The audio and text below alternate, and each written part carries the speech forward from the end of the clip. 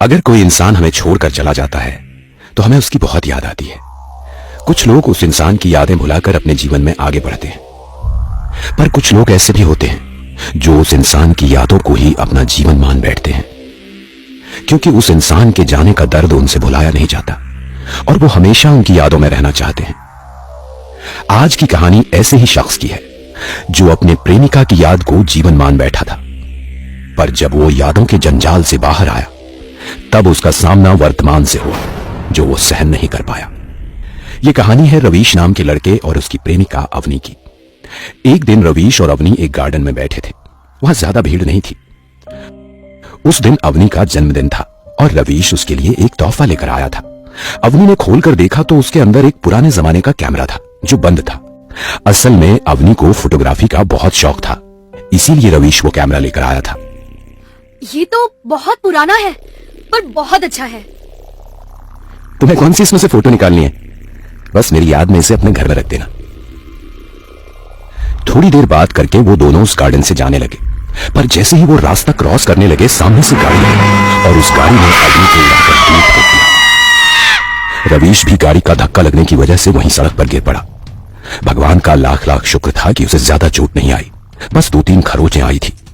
पर जैसे ही रवीश उठकर अवनी के पास गया उसके दिल की धड़कन जैसे रुक सी गई।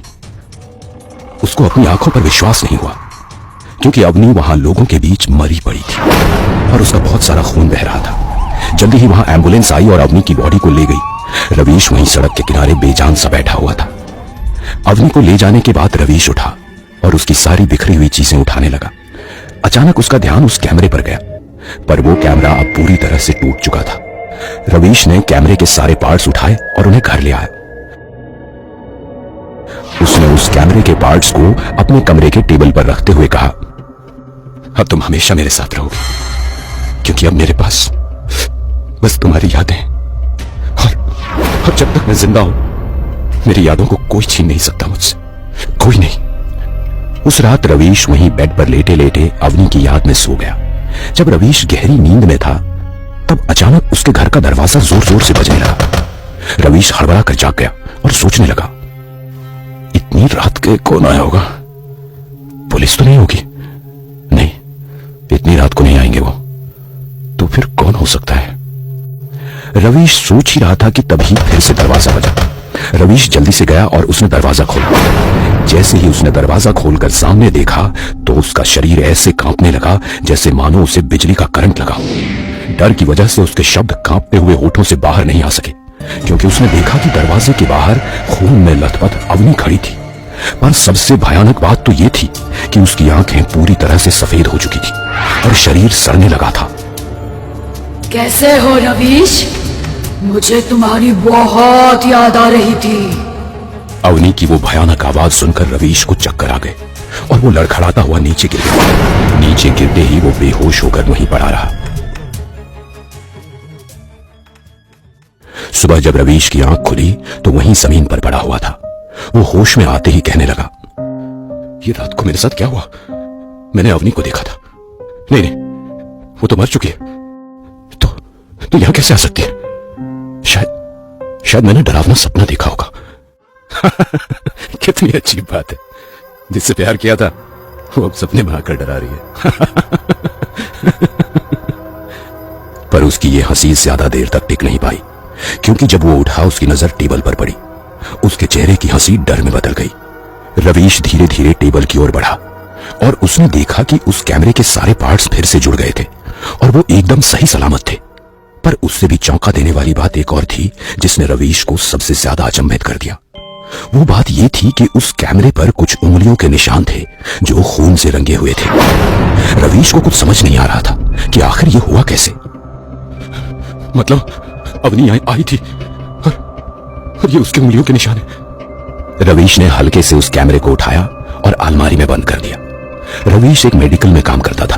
वो तैयार होकर काम पर जाने के लिए निकला। पूरे रास्ते भर वो कैमरा, वो निशान और अवनी के बारे में सोचता रहा।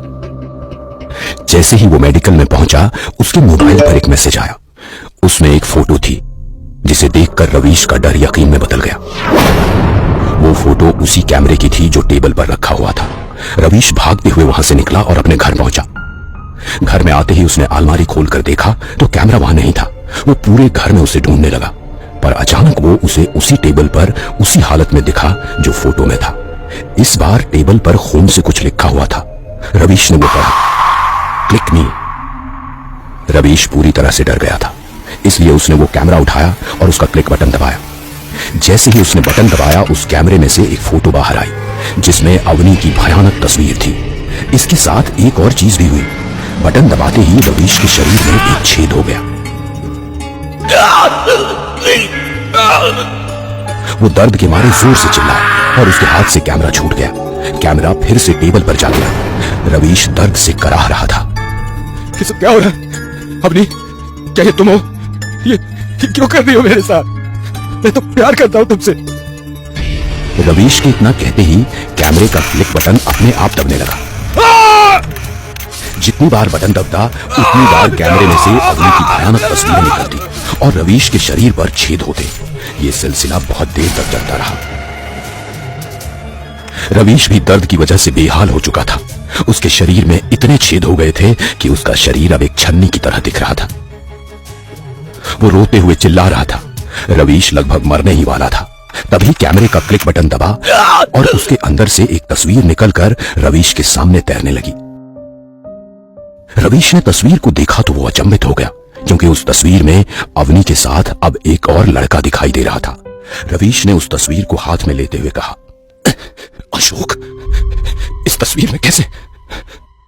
आगे रवीश कुछ बोलने ही वाला था, पर उतने में उसकी मौत हो गई।